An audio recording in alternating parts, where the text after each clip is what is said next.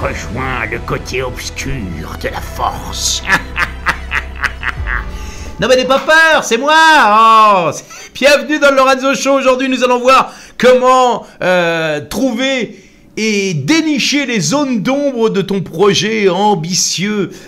Et même si tu as une tendance à rejoindre le côté obscur de la force avec tes croyances, tes blocages et tes limites, eh bien là, on va parler justement de toutes tes zones d'ombre que tu as enfouies peut-être sous les tapis, que tu veux même pas entendre parler parce que tu te dis non mais j'aime pas. Dès que ça te fait mal, tu veux pas. Et pourtant, les critiques sont salutaires. Au début, moi, quand je me suis lancé dans mes différentes entreprises, je voulais pas entendre parler de mes zones d'ombre. Et je suis allé droit dans le mur. Justement, j'ai planté entre 3 et 4 boîtes parce que justement, je ne voulais pas. J'étais dans mon ego. Tu sais, l'ego qui t'empêche de bien avancer, qui t'empêche de bien faire les choses. Et moi, je voulais bien faire. Toi aussi, tu veux bien faire. Mais on s'aveugle, on se dit qu'on a besoin de personne. Alors, on a besoin de personne, hein, alors que tu sais que l'équipe est importante. On est capable de tout faire tout seul, parce que même si on ne sait pas faire, ben, on va apprendre. Et donc, on se met une pression terrible et on oublie des choses extrêmement importantes que des gens qui ont réussi peuvent t'apporter.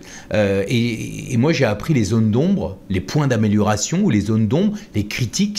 J'aime pas le mot critique, donc c'est pour ça que je les appelle les zones d'ombre. Je préfère. C'est des zones dans lesquelles on ne veut pas aller. Tu sais, comme dans le Roi Lion, Mufasa, le Roi Lion, il dit à son fils: ne va pas là-bas, dans la zone d'ombre. Bah oui, c'est un peu ça. Il faut pas y aller. Et pourtant, il faut affronter ses peurs, il faut affronter les choses que l'on ne sait pas faire.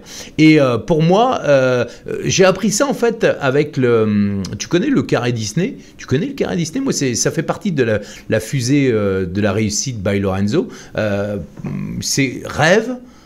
Disney, c'est comme ça qu'il faisait, hein. Et quand il a créé ses films ou son parc d'attractions, il mettait dans une pièce des gens qui ne faisaient que rêver, et il les a fait rêver dans l'idéal. On pourrait faire quoi? Ce serait génial si on pouvait faire tel parc d'attractions. Puis alors on mettrait dans une oreille, on mettrait le Frontierland, etc. etc. Et ensuite, il prenait tout son bac de rêve et il le mettait dans une pièce où il n'y avait que des producteurs, des réalisateurs, des concepteurs. Et ces concepteurs, ils imaginaient les attractions, ils imaginaient le parc, ils imaginaient tout. Et c'est eux qui pensaient à comment faire. Vous voyez, au début, il y a le rêve, l'idéal, ensuite le comment faire, puis ensuite, ils mettaient ça dans les mains de gestionnaires, des gens qui faisaient le business plan, combien on va payer, etc. etc. Ça te parle hein, dans le cheminement, dans le process de la réalisation de ton projet. Et puis, la quatrième étape, qui pour moi est une des étapes cruciales, mais qu'il ne faut surtout pas faire au début de ton projet, parce que sinon tu n'y vas pas, tu n'avances pas. Moi, je sais que d'expérience, je me souviens quand j'ai lancé mon projet Maxi Voice, au tout début, j'étais dans le rêve en disant « Ouais, ce serait génial si on pouvait créer une plateforme où on forme les téléconseillers à la maîtrise de la voix. » Puis alors moi, je partais dans des délires incroyables. Imagine le mec, il est chez lui sur son ordinateur, puis il s'entraîne et puis il envoie la voix à distance à un coach qui est à distance et le coach peut lui renvoyer sa voix. Enfin, j'avais des gros délires, mais qui se sont mis en place, sauf que dans ma zone de rêve, j'avais mis des critiqueurs. Des critiqueurs, c'est-à-dire des gens qui te mettent en permanence des bâtons dans les roues. Et donc, déjà, c'est déprimant, c'est pas enthousiasmant, ça te donne pas envie d'avancer, et puis tu sors de ta réunion, t'es déprimé, t'es pas bien, et donc tu dois y aller au forceps pour pouvoir sortir quelque chose de positif de tout ça. Donc, une fois que tu as eu ton rêve, tu sais comment on fait, tu as compris comment on réalisait un projet, que tu sais combien ça va te coûter, quand est-ce que tu vas le lancer, eh bien, tu viens le présenter face à des gens, et c'est pour ça que les zones d'ombre, c'est pas compliqué à mettre en place. Il suffit juste d'aller dans ton entourage, je suis sûr que tu en as. Attention de ne pas prendre uniquement des amis et des gens de ta famille, parce que les amis et les gens de ta famille, ils n'ont pas la notion professionnelle. Peu importe, quel que soit le projet que tu veux développer, que ce soit si par exemple tu veux te développer toi, tu veux développer ton état d'esprit, prends des coachs professionnels, des gens qui savent comment t'aider et te poser les bonnes questions. Si tu veux voyager, va voir des gens qui ont voyagé dans le monde et qui connaissent les trucs et astuces. Si tu veux devenir chanteur ou comédien, va voir des gens qui connaissent le métier, pas juste des gens qui chantent sous la douche.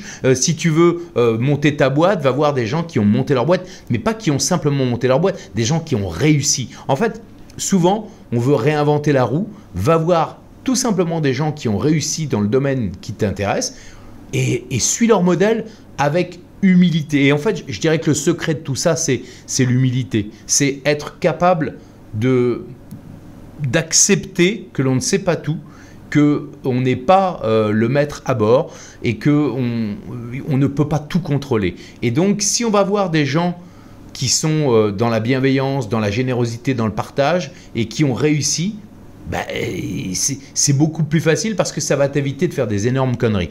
Donc moi, ce que je t'invite à faire, c'est à prendre, il suffit de 2, 3, 4 personnes, hein, tu viens leur présenter ton projet et eux, avec bienveillance, ils vont te dire, moi, ce que je vois comme, tu as peut-être oublié combien ça coûtait ça, tu as peut-être oublié le comment on peut faire ça. Tiens, moi j'ai une autre idée qui pourrait peut-être te permettre d'aller plus vite.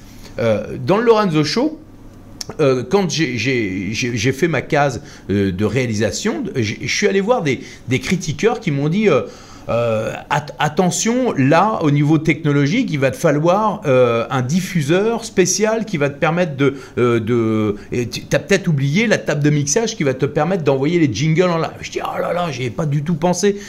Si j'étais pas allé voir un pro du mixage et de ce qu'on appelle de la vidéo jet, du système de vidéo automatique et autonome, eh ben j'aurais peut-être eu des problèmes de diffusion. Voilà, tout simplement.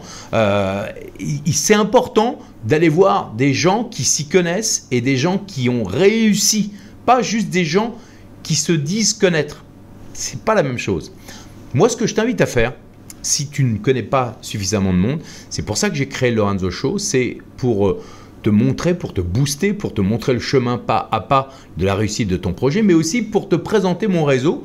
Et ce réseau d'experts, de coachs facilitateurs vont t'aider à valider ton projet et puis ensuite à le mettre en place. Il y a des gens qui ont été aidés déjà dans le Lorenzo Show pour écrire un bouquin, pour voyager dans le monde, pour lancer un business et par des experts que je connais, des partenaires, des amis, des gens qui peuvent vraiment et qui, avec le cœur sur la main, vont t'aider à réaliser ton projet. Donc, si tu veux tout simplement réaliser ton projet et si tu veux confronter ton projet à des zones d'ombre parce que peut-être que c'est pas assez clair, peut-être que tu n'es pas assez lucide sur ton projet, peut-être que tu n'as pas pensé à tout, eh bien, je t'invite à cliquer sous la vidéo et à t'inscrire pour la séance de l'enfer. La séance de l'enfer, c'est pas une séance, tu vas pas mourir, hein, tu vas pas te brûler. Hein. Il n'y a pas le diable, hein, je ne suis pas le diable. Je vais juste te titiller un peu pour voir si tu as pensé à tout. Et puis à un moment donné, une fois que tu auras fait la séance de l'enfer, ça dure un quart d'heure, entre un quart d'heure la séance de l'enfer, et en tout, c'est comme une interview de 30 minutes, mais une interview où je vais te titiller, et puis il se peut qu'il y ait experts ou coachs qui vont te poser les bonnes questions pour valider ton projet. C'est plutôt une aubaine, c'est pour ça que le Lorenzo Show a été créé, et moi quand j'ai réfléchi et que j'ai pensé à mon Lorenzo Show, j'ai pensé à cette séance-là, comment valider ton projet et voir si on ne peut pas t'aider avec des idées auxquelles tu n'aurais peut-être pas pensé, tout simplement. Ok? Donc voilà, si tu veux t'inscrire, il suffit, tu vois, sous la vidéo, il y a un lien, tu suis le process et on te rappellera si ton projet est intéressant et que tu peux venir enregistrer ton témoignage et la séance de l'enfer, on le fera ensemble, d'accord? Voilà! Je peux pas faire mieux, hein. La zone d'ombre, c'est très important, c'est une des clés. Une fois que tu as bien défini les points d'amélioration et la zone d'ombre, que tu les as éliminés ou en tout cas que tu as pris conscience de ces zones d'ombre, tu peux lancer ta fusée de la réussite vers ton projet ambitieux et ça avec beaucoup plus de sérénité. Ok? Je te dis à très bientôt. N'oublie pas que la course au kiff est lancée. À vos marques, prêts? Kiffez tout simplement. Allez, salut maintenant. Attends, c'est pas fini, t'as encore 3 choses à faire. 1. Clique sur le lien et télécharge ton cadeau gratuit pour réussir tous tes projets. 2. Abonne-toi au Lorenzo Show. 3. Partage cette émission au maximum. À demain pour un nouvel épisode du...